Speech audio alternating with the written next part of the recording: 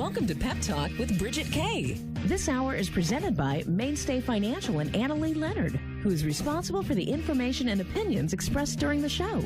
Hi, this is Financial Advisor of the Year, Jim Brogan of Knoxville, Tennessee. You're listening to Winning with my good friend and colleague, Annalee Leonard.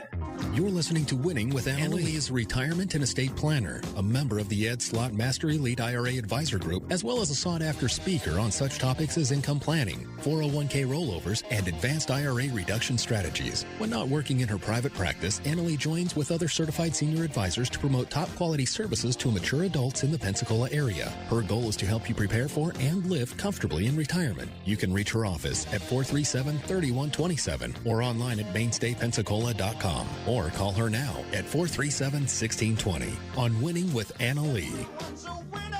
Good morning, and welcome to Winning with Mainstay and Annalee. Good morning, Miss Bridget. How are you? Good morning. I'm doing wonderfully. We're like in summer, aren't we? I know. I have my tank top on. I love it. We've got some great things to talk about today. Thanks to the openness and the inventiveness of different people in our lives, like Alpha Store Financial, and they've brought in a wonderful gentleman by the name of Brian Evans, who is introducing us to the wonderful world of, I'm going to let you explain it. It's called DSTs. Now, immediately when I hear DST, I think of something maybe that's explosive, but that's not what it is. No, and it's not something you put on your weeds to kill them either. It's not that. That's good. It's actually something called the Delaware Statutory Trust, but actually that's not all that important. What it can do is really the important part of this. Yeah. So tell me, Brian, what is the Delaware Statutory Trust? I mean, what is its purpose? What does it do? Yeah, and I'll give you a little background. I own a CPA firm, and it's pretty large. We have over 3,000 clients in it, and I'm also a financial advisor, and it's kind of the see the need and fill it thing. Mm-hmm. And so I had, what was happening is a lot of my clients, as they're getting into their retirement years and beyond, they're saying, well, wait a second, I never get to retire. I'm a landlord. I don't ever get to retire. All my friends are having fun and going on trips. I can't leave. What if I get a phone call? What if something's wrong with my property? And so what a DST is essentially, it's an exit strategy for people that own investment real estate and want to retire and want all the benefits. There's all these benefits that we're going to be talking about on the show, but that's basically it. It's an exit strategy for investors that own investment real estate and want to retire. And, I see a lot of that, and that's why I'm so glad that you and I have met each other, and now we're going to be able to offer this to our clients, people in this area, because we have a lot of people here that own rental property. And you did a wonderful piece, and I love it. I'm a landlord. Can I ever truly retire? And it's great when you're in your 30s, 40s, and you got a lot of energy, and you're out there, and you're moving. But boy, you get to be 65 and 70 and 75 and 80, and it starts to really get to be a drudgery instead of something that people enjoy. Why don't they just walk away from it?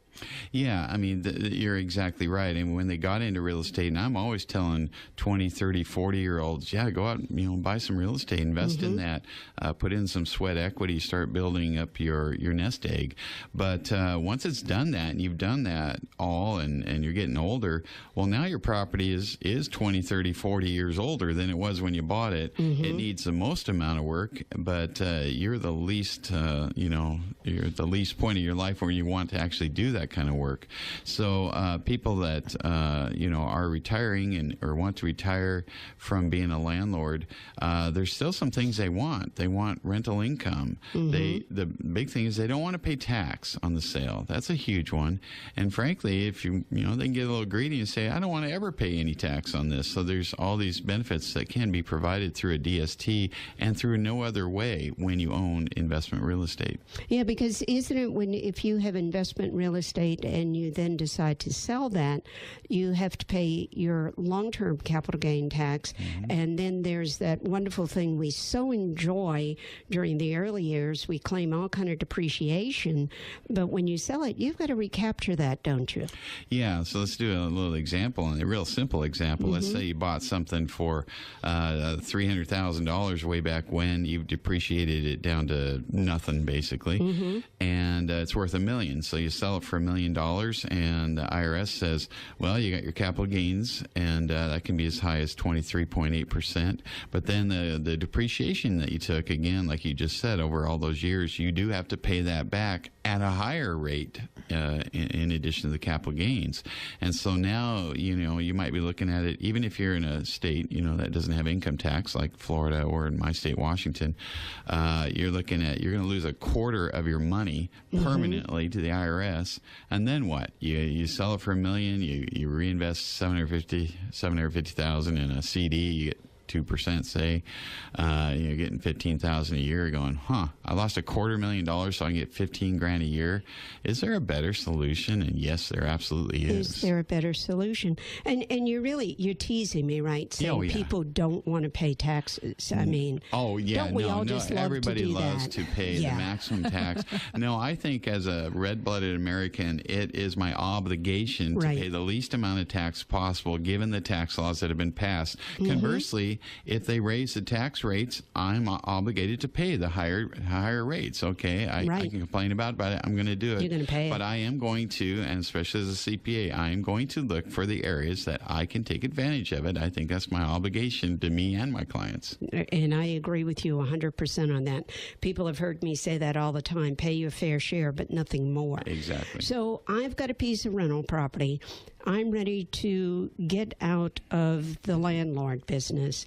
I go and sell this. So is this what is referred to as a 1031 exchange without actually being a landlord by buying another piece of property? Yeah, essentially this is a Section 1031 exchange, and what that is, just an IRS code section that allows you to sell investment real estate. When I say investment real estate, it could be raw land, it could be a farm, rental house, apartment buildings, anything any real estate you own for investment, even long-term leased investment property qualifies. So you're selling that, and you're not, and they call it a like-kind exchange, but you're not really buying something like-kind. It's just investment real estate. You can sell your farm and buy a part of an apartment complex or whatever. So that's what a 1031 exchange is. And the problem has always been that if you're older and you want to sell it and you got to reinvest it, you're going, well, how did that help me? I sold one problem, I bought another. I'm still a landlord. Is there any way I don't have to be a landlord? Yes, there is one way, and that's the Delaware Statutory Trust. So I can exchange my property. I want to make sure I'm following all this correctly, and everybody has a step-by-step. I can sell my property. Now, if I'm correct, I cannot take possession of that money. Correct. And it's just a simple exchange. So here's an example. Let's say that you owned this piece of real estate. It's gone up in value. It's worth $1 million. You sell it. When you sell it, we've told the title company, do not issue a check, because if you touch that check, you can't do a 1031 exchange anymore. That deal's dead. So it goes instead to something called a qualified intermediary, and then they will disperse it to the reinvestment.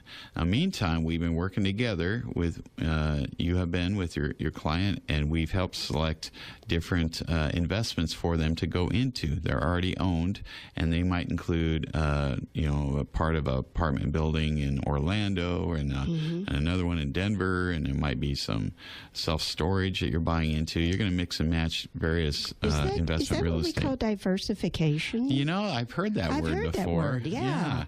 Imagine that, selling your 40-year-old property that has all these repairs and diversifying. Very often in this $1 million example, I might put somebody into 5 different 200 to 400 unit multi-family apartment complexes where the people are moving, maybe in Texas and Florida and Nashville and Denver, and, these kinds of places, diversifying even amongst that, and then diversifying by property type. It could be small hospital-type buildings, Walgreen leases, self-storage, multifamily, those kinds of things. So you can sell your one property and not only be in multiple states, but multiple kinds of real estate, and you'll never get another phone call again from a tenant.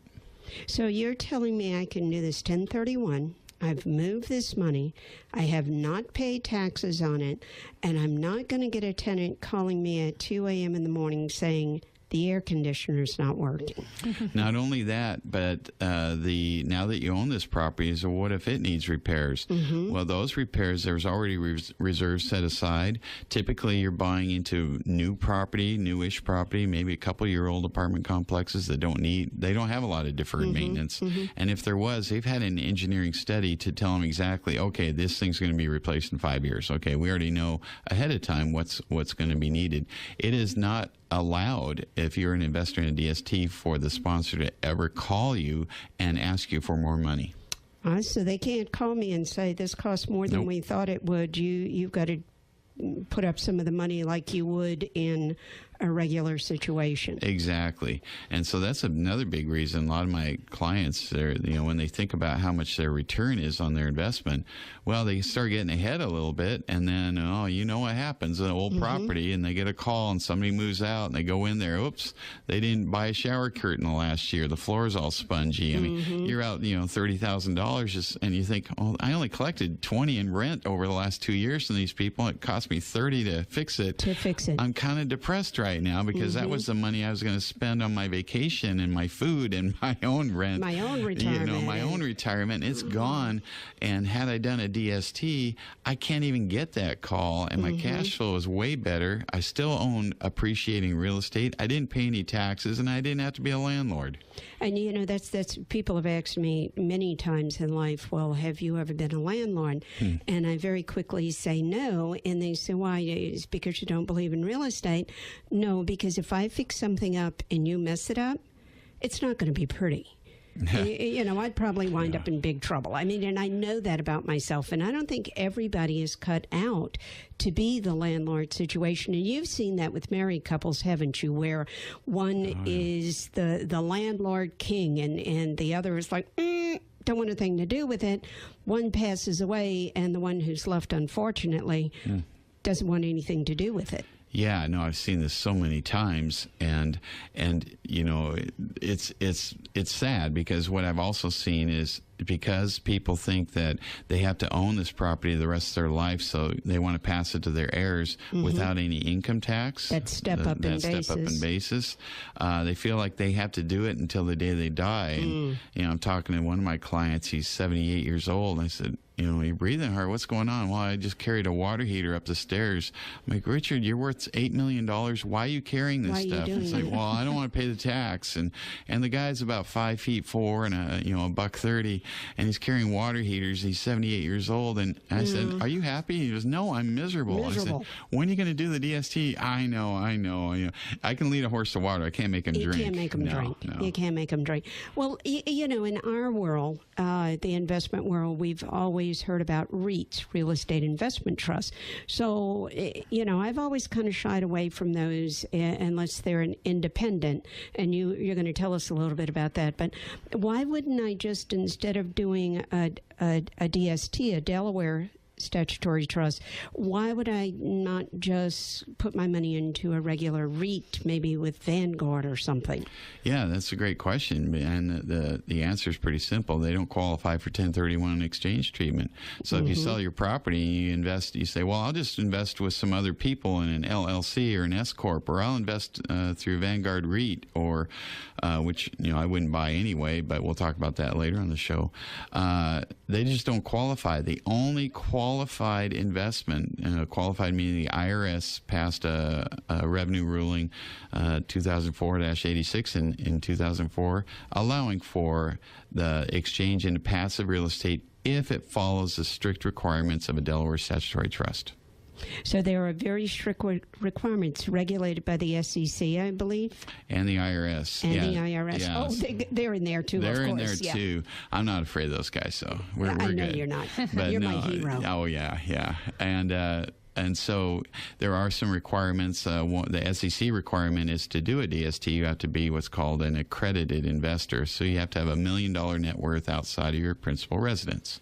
Now, the IRS says if you're going to do DST, the DST cannot go longer than 10 years. They can't get a loan for more than 10 years. They can't refinance. Okay. So they want some turnover in these, and you just keep turning them over. You can still just defer the tax and potentially permanently eliminate all income tax and depreciation recapture. So I didn't pay tax when I sold it. I put it into the DST. If I live long enough, I just keep rolling it into newer, better, more improved properties. And when I pass away, the heirs still get the step up in basis. Yeah, so all of the gains in our example, had you sold it, you're going to pay about 25% of the sales price in tax. That 25% sales, the tax goes away permanently. No one will ever pay it with a step up in basis. So your heirs get all the money instead of having a bunch of it diverted to the IRS. Well, so I'm putting money in here. It goes into various properties. We're going to diversify the properties it goes into. Don't I have to pay somebody to manage those? The sponsor that set these up in the first place is essentially a property management firm. And so they bought the property and make it available for a short period of time until they get the investors. And once they get the investors, they close it off to new investors. So you own it. You're pooled with other people. They manage it. They tend to charge between 2 to 4% of rents to be the property manager. I think that is extremely fair. They have scale because they're managing billions of dollars of properties typically, and so it's that is their business model. So in the old days, some of these passive real estate investments were terrible. They were in limited partnerships, master limited partnerships, huge syndication fees, organization fees, sales fees, paper fee, print fee, ink fees. You called me. There is a fee. Oh man, they were so feed out. They were terrible investments. Yeah. These are very, very reasonable as far as what they're asking for, the 2 to 4% of rents. Very reasonable fee to property manage that on our behalf. Okay. So I have sold my property. I have put it into a 1031 exchange. I have somebody managing it, but I still get a check every month. That's right.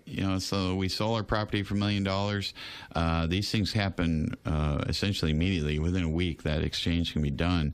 And that next month, you're getting your share of the monthly rent checks. And so you get that. You still own the underlying appreciation. So if it's sold at a gain, that's going to come back to you too. You'll roll that gain over too and into new DSTs. And no one will pay any income tax on that either. So why doesn't everybody do this? Because they don't know about it, and that's why you brought me on the show. I mean, I got up yesterday at 2:15. I set my alarm. No, you're such a good so man. I could drive to SeaTac and stand in line for an hour to get on through security, so I could fly through Dallas over to here, so I could come in this morning. I don't even know what time it is or where I'm at. I'm talking DSTs. We're getting the information out there, and one of the reasons is because the DST, you have to be a financial advisor to even offer it. First off, but then it has a huge income tax component, and I've been a CPA for 34 years and own a CPA firm with a dozen CPAs on staff. And so know my taxes, and not a lot of advisors can talk taxes. On top of that, you have to be a real estate expert. You have to understand cap rates and understand that, because we're vetting these properties and sponsors for our clients. So there's not a lot of people on the planet that are nerdy CPAs like me, that are also financial advisors like we are, that also understand real estate, and that's why. And that's why I do appreciate you getting up at such a horrendous hour, believe me. But I know I've looked at things similar to this at times in my career and have never wanted to get close to them.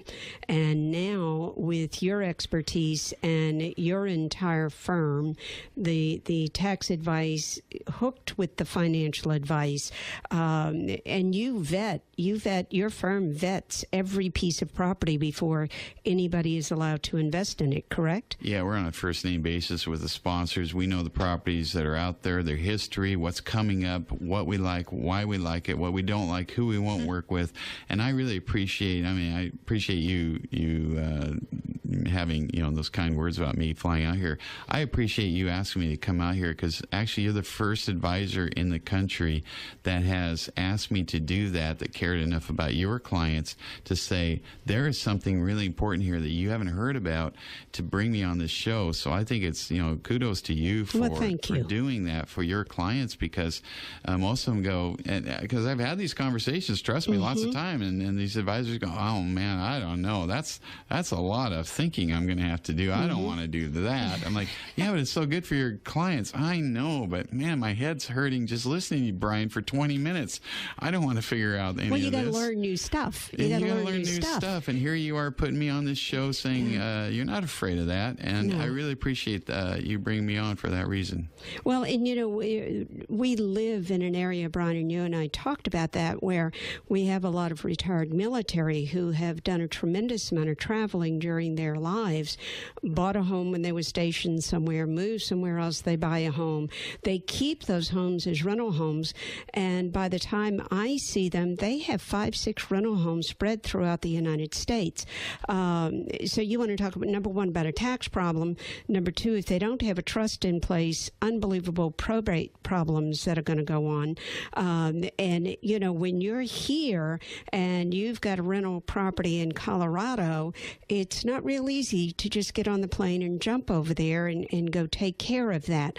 So I find as people are aging, they're wanting more and more to get rid of them because of where we live. We have a tremendous amount of rental property on the beach, in the condos, and there are a lot of people that, like you said, in their 30s, 40s, bought these thinking, wow, this is wonderful, this is great. I get to use this condo for 2 weeks, and the rest of the time I'm just going to rake in money. Well, that normally doesn't happen.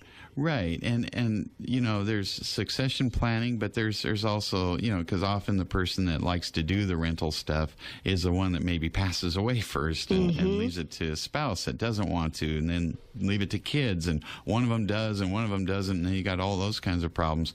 All of this can be avoided. And one of the things I hear a lot is, yeah, but I like owning real estate and I don't want to be out of real estate. I'm reminding them, you're still in real estate. You're in better real estate. You're still getting rent. You just don't have to do the work. You got someone else doing that for you. So you're still in real estate and you're buying in really good areas. These DSTs are not buying shopping malls in North Dakota. I mean, they're buying brand new, almost new multifamily in the growing cities. Think of Denver, think of Orlando, San Antonio, Austin, Nashville. I mean, these are places I want to own real estate. Sure. And so I'm very happy diversifying out of whatever I'm in, still owning real estate, just better real estate. My cash flow often goes up higher. I still have the appreciation, and I don't pay any income tax. Gotta love that. I don't know a lot of people that want to pay more income tax. Not a whole lot. Yeah. I could answer no to that. Okay, good. Definitely. And wait, I want to go back to something you just said a minute ago. People leave stuff to the family and they got 3 children. Are you telling me there are families that actually don't get along when it comes to money decisions? Wow. I have seen it. Shocking. Yes, isn't it? I always do the example. You got, invariably, there's 3 kids. One of them has a medical degree and is great with money. One of them spends their afternoons at Nordstrom's every day, and another one is really excited about all the new drug law passages making everything legal. And they're not always all good with money. They don't always like each other. There's, in fact, rarely. And even if they did, who's going to be the property manager? The older brother or the younger brother thinks he knows more than the older brother, or the sister that thinks she knows more than either one of those two knuckleheads combined, right? Well, there's going to be some problems. Yeah, and I think that's something people have to talk about. I mean, people have enough problem trying to pick out a power of attorney, whether that be for money or medical, and then you're thinking, okay, they can't get along now. While I'm alive, I'm afraid if this one makes a decision, this one's going to hate the other one, and this one's going to start, the whole family feud. what makes you think when they have no adult supervision they're going to get along? I mean, and lots of money's involved. And a lot of money involved, yeah. Oh, yeah. No, invariably, somebody wants to sell and somebody doesn't. I don't care what it is. And so that's just a recipe for disaster. And one way to get rid of it. I love it. We're going to take a break in just a little bit and go find out about what's happening in the world.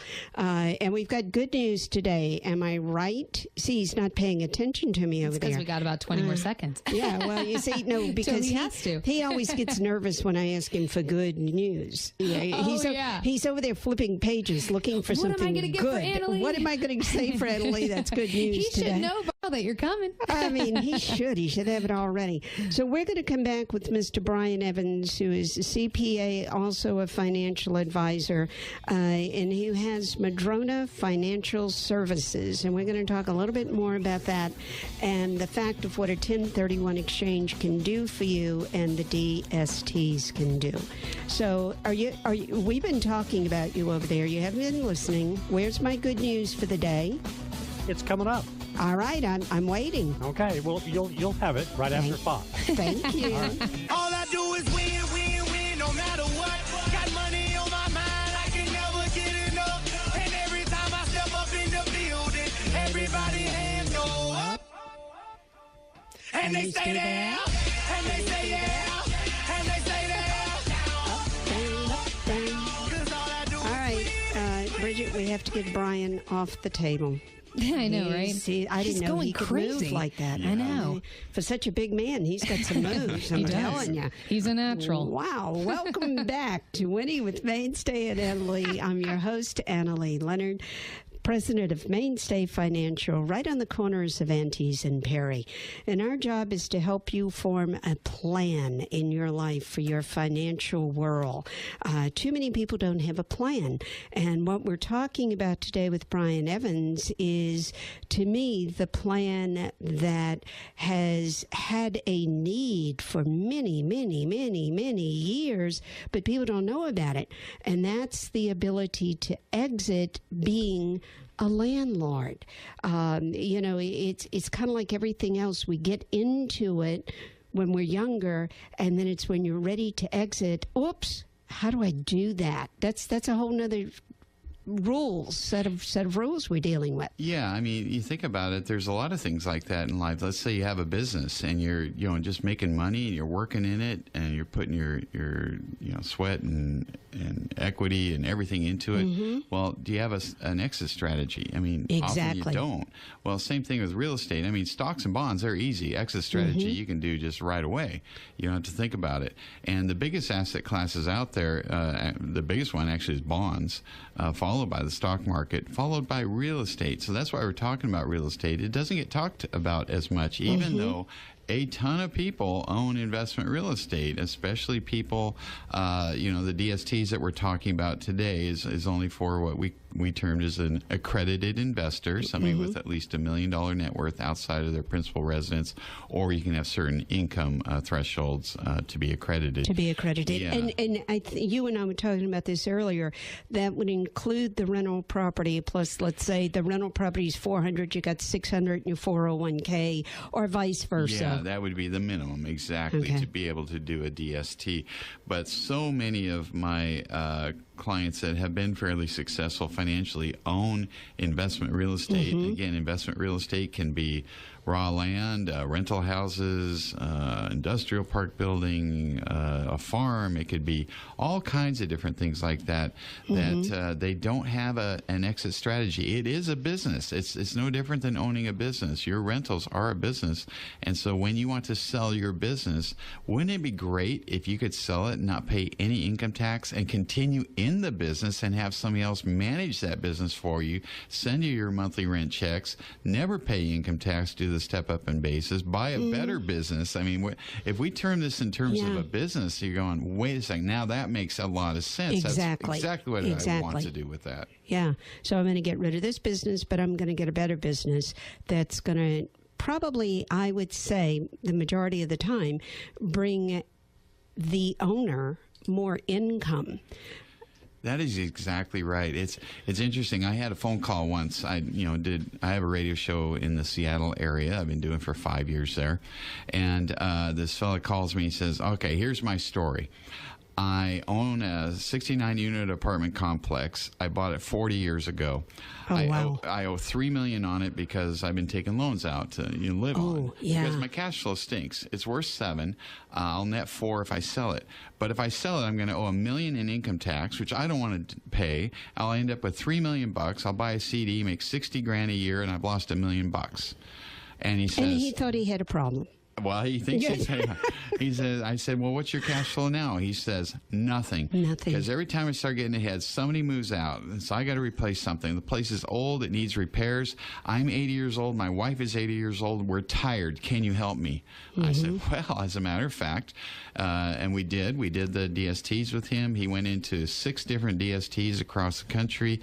His cash flow went from zero to over $200,000 a year. He still owns real estate, so he owns the underlying appreciation of that. He'll never get a capital call. He'll never get a landlord call. He's in newer properties. His life came back to him. And when he passes away or his wife passes away in my state, they get a full step up in basis. That $1 million of income tax that was being deferred with the Section 1031 exchange is permanently eliminated for the surviving spouse and the heirs. Permanently. The $1 million goes away. That's a beautiful word when you talk about tax. I love the tax rate is zero. It's actually my favorite rate. Now, we were talking, you were telling me about someone else that you were talking to, and they actually were getting a very good return. And what did you tell that person? That was an interesting one because he's listening to me. He goes, well, and he was kind of bragging, I could get a much higher rate of return. I get 11% on my rentals. Why would I do one? I said, you shouldn't. If you're going to get 11%, and you got this figured, don't do it. But then he fires right back at me because I kind of knew what was happening because he was not a young man and he was not in good shape. Yes. And he fires back, but I'm 76 years old and I don't have great health. I don't want to be a landlord anymore. I said, let me share something with you. Generally, when people retire from their business, and you own a business and you're getting your 11%, generally when you retire, you take somewhat of a pay cut, because you're not working anymore. If you want to work, anybody in this room that's retired, let me tell you, anybody in this room, if you want to have more money, go back to work. You will have more money. You'll have more money. So if you want to retire, yes, you will take somewhat of a cut in pay. And he says, well, actually that sounds pretty good. And the guy just proved my own point, even though he wanted to start by arguing with me. Yeah. So, and you would telling me also about some of the younger people that are just getting into real estate. Not the time for them to do a 1031. They're building an empire at that point. This is for those who are seasoned, who have something, who are tired of it at a point, or as you said, getting older, physically can't take care of the place anymore. And of course, as we said, you have to be an accredited investor. You can't just do this if you're living on $30,000 a year and you have one rental property. That's not going to work. So here's a question I've had from several of my people in this area when we've talked about this. Well, Annalee, you're talking about property in Orlando. You're talking about property in Texas. Those places get hit by hurricanes. So what happens if the building I have now invested in, one of the buildings, because as we said, it's diversified. So if one of my buildings that I've invested in gets hit by a hurricane, they've got to move the tenants out. It's not livable for 6-7 months. Does that mean I get less money every month? Actually, all of the DSTs have an umbrella and insurance policy against all natural disasters, including lost rents. So they have because they cover all of their properties, it's not a property by property insurance policy. So that actually is covered. And so that takes away a lot of the risk factor. Absolutely. It takes away a lot of the risk factor. And I wanted to circle back to your question about, why wouldn't somebody do a DST?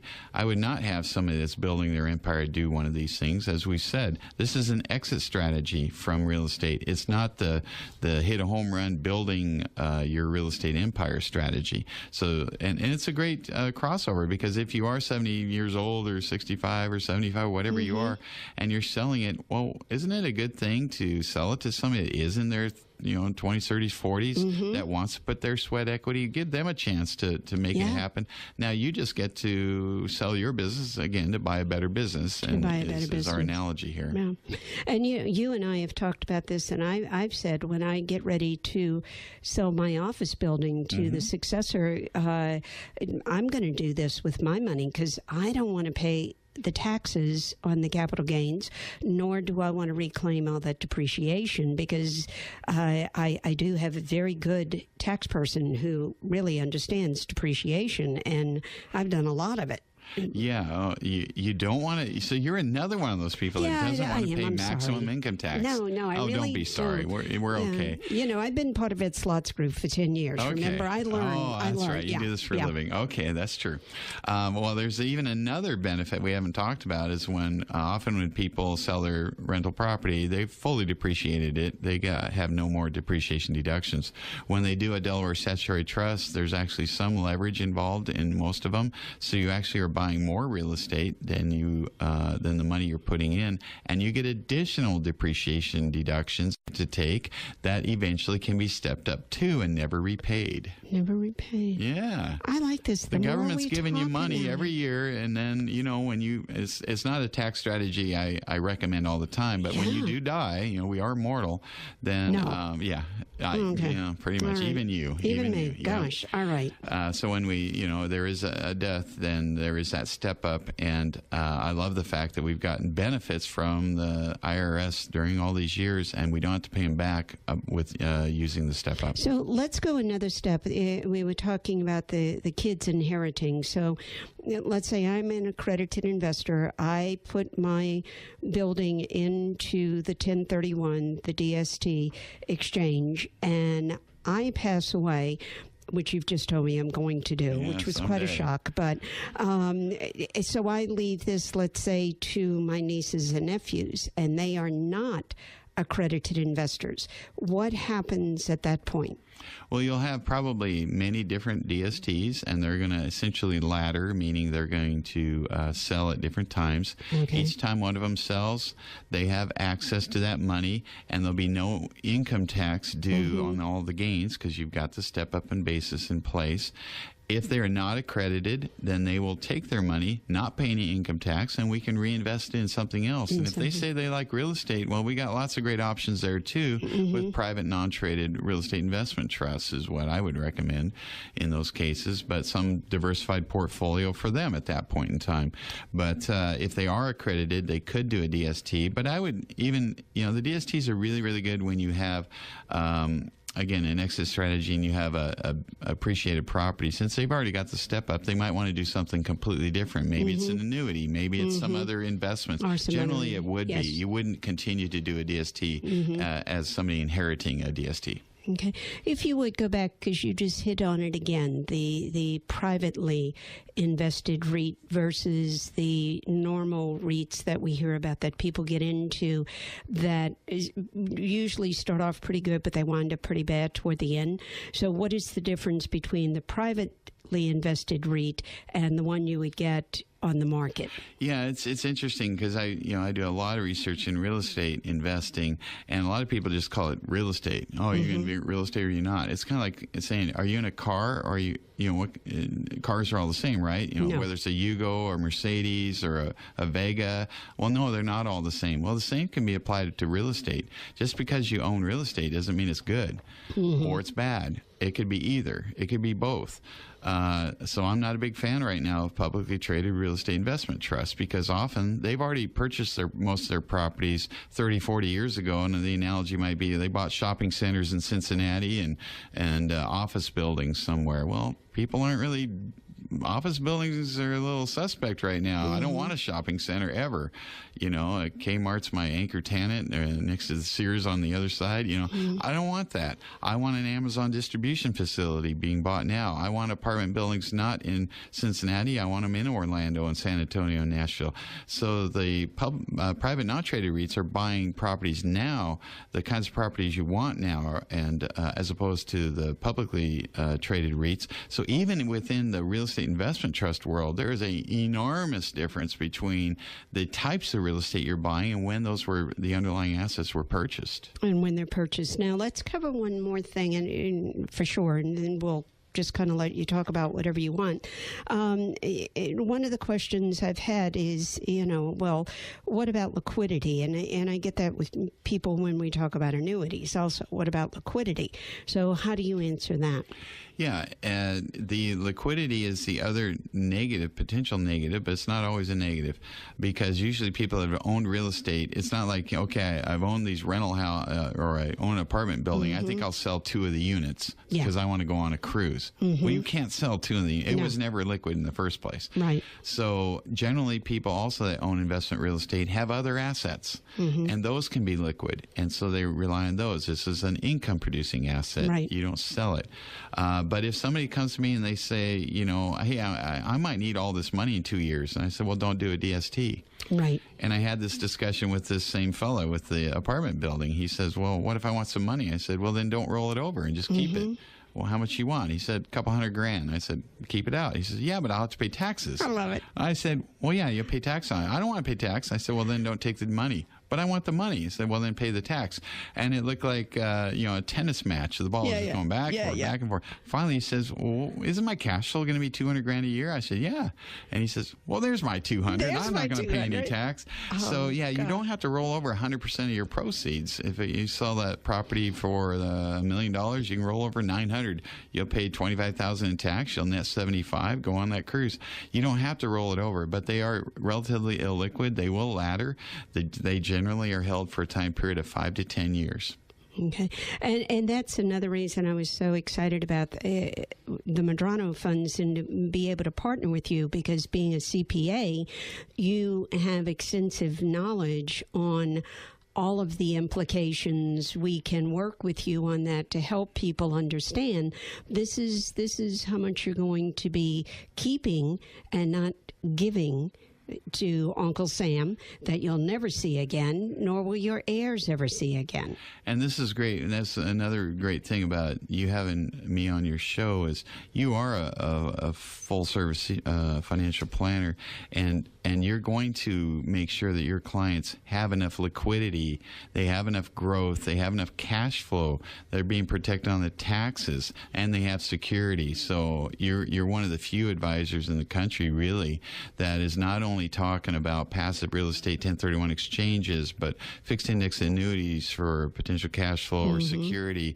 the markets for liquidity and growth. I mean, you're combining all these different attributes in a very smart, tax-efficient way by bringing in people, the Ed Slots and Brian Evanses, the different people in your Alpha Star, different people in your world, and putting them together to get the best solution for all your clients, and I applaud you for that. Well, thank you. My daddy taught me a long time ago when I was a child that you always achieve more working as a team than you do as an individual. And, I was blessed with a very good mind. However, I'm smart enough to know that I don't know everything, and I never will.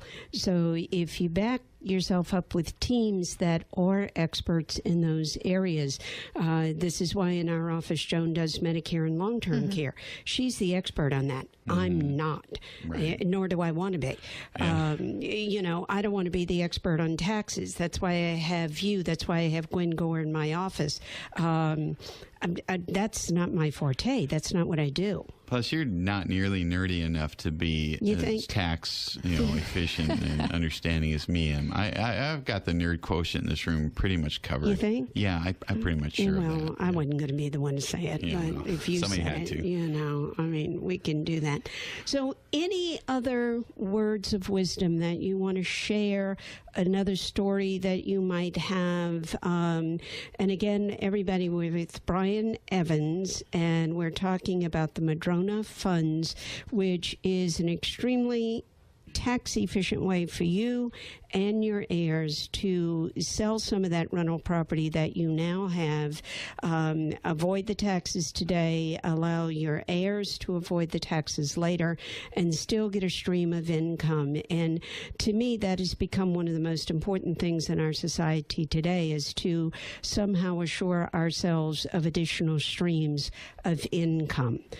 Yeah, you're back to that word diversification, and really it's all about the planning and making good decisions. I mean, financial planning is not, somebody says, well, what's your advice? Well, my advice is not to listen to anybody that has all the answers in 2 sentences. Yeah. Because really it's about making a lot of good decisions along the way and not messing things up and not making bad decisions.